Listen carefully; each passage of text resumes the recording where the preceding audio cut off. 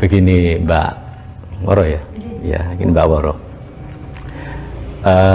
Saya sebetulnya sebagai yang dituakan di panti itu sangat prihatin ya dengan kondisi-kondisi di luar gitu ya, yang secara umum pencak silat, secara khusus itu pencak silat yang pendirinya itu asalnya dari sini.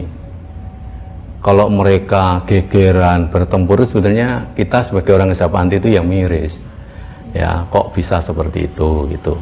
Jadi saya berharap lah ya saya berikan hanya saya yang benar-benar memang pendirinya itu asalnya dari sini dan pernah belajar di sini, minum air panti, ya diberikan keilmuan di sini, belajar di sini, serta sudah sumpah di sini.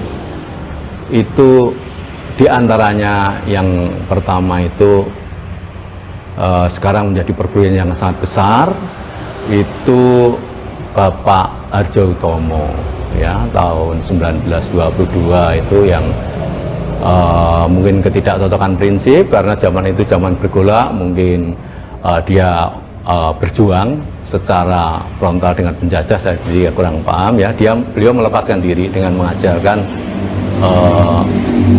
bela diri sebagai alat untuk perjuangan, bla bla bla. Saya tidak mengikuti sampai dengan akhirnya dulu waktu itu namanya PSC, sini menyebutnya Esa Muda ya, terus berkembang sampai sekarang menjadi Esa Terate ya, yaitu dulu saudara kita juga begitu ya. Kemudian yang kedua ada Pak Munandar ya, tahun 1932 itu juga melepaskan diri karena alasan juga tidak ada kecocokan dengan Bapak Ki Bayi Srodiwiryo ya. Mungkin dengan beberapa, kalau saya baca di internet itu ya, dengan beberapa saudara adat sana mendirikan di Semarang namanya Setia Hati Organisasi. Ya monggo, semua sudah sumpah, sudah siap, monggo. Nah, terus berikutnya ada lagi itu sekitar tahun 65 itu Pak Suwarno. Pak Suwarno itu kecerahan dari Bapak Hadi Subroto kan ada gitu. Kalau yang dua tadi kecerahan yang Suro. Itu beliau juga melepaskan diri, mendirikan Persaudaraan Setia Hati Winomo Tunas Muda misalnya ya. Dan mungkin dengar lagi ada tapi belum besar ya, tidak saya sampaikan lah. Nah dari situ mereka ini dulu kan belajarnya di sini, otomatis meskipun tidak ada kaitan secara organisatoris maupun keilmuan, sudah berbeda loh kan, sudah dia mengkreasi dengan sendirinya ya, memodernisasi atau gimana. Lah itu saya sebagai pengesuh ini berharap jangan lagi ada pertikaian, khususnya di Madiun sebagai pusat berdirinya Setia Hati. Dan nama Setia Hati ini dipakai loh ya, jangan ini ya, jangan dikira terus seenaknya, tidak. Kami juga mikir meskipun sudah punya rumah tangga masing-masing, kalau tidak pakai nama Setia Hati ya monggo sakarmu dewi gitu. Tapi karena nama itu dipakai, nama itu nama kita ya. Lah karena beliau ini memakai nama Setia Hati ya, sudah barang tentu tetap menyangkut kita.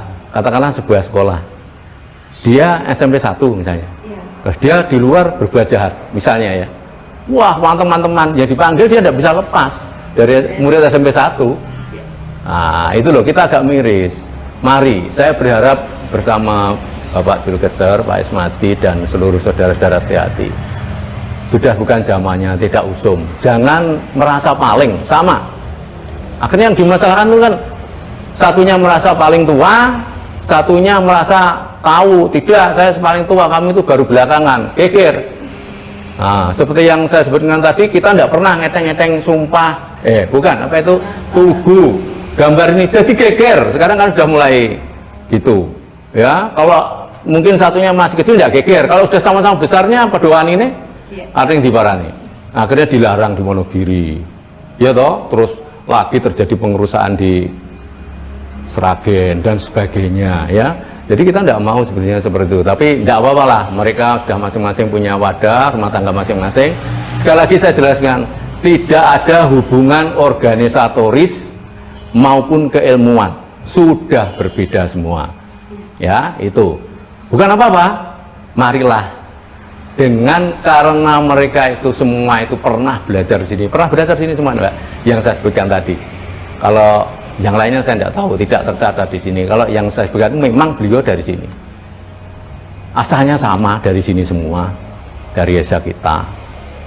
Ya, saya berharap rukun, tidak ada, sama dari sini semua. Ya, jangan mencari perbedaan. Kalau perbedaan disatukan tidak bisa. Perbedaan biar tetap perbedaan jadi khasanah budaya kita. Ya, yang bersatu siapa? Orangnya.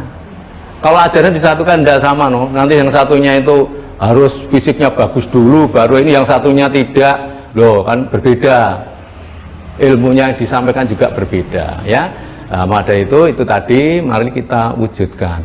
Madiun ini sebagai kota pendekar, tunjukkan dengan perilaku yang baik.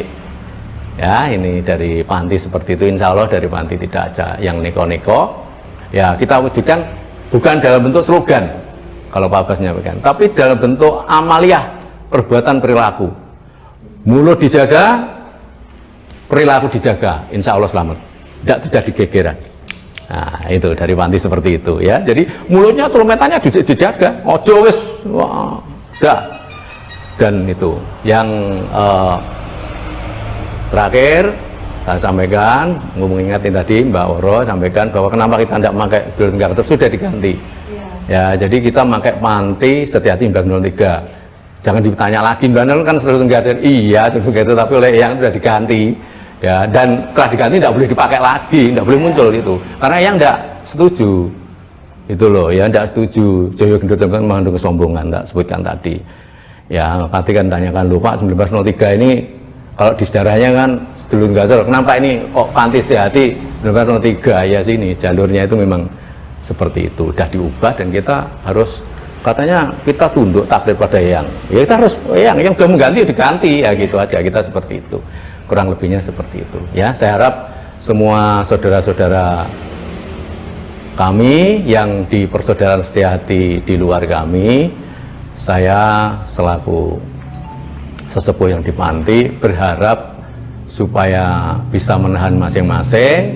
Kita wujudkan Madiun sebagai kota pendekar ini sebagai percontohan bagi kota yang lain bahwa pencak silat bisa damai, pencak silat bisa menyatu dalam arti human relation dan menjadi khasanah budaya, Mbak Woro, ya, sebagai tinggalan nenek moyang. Saya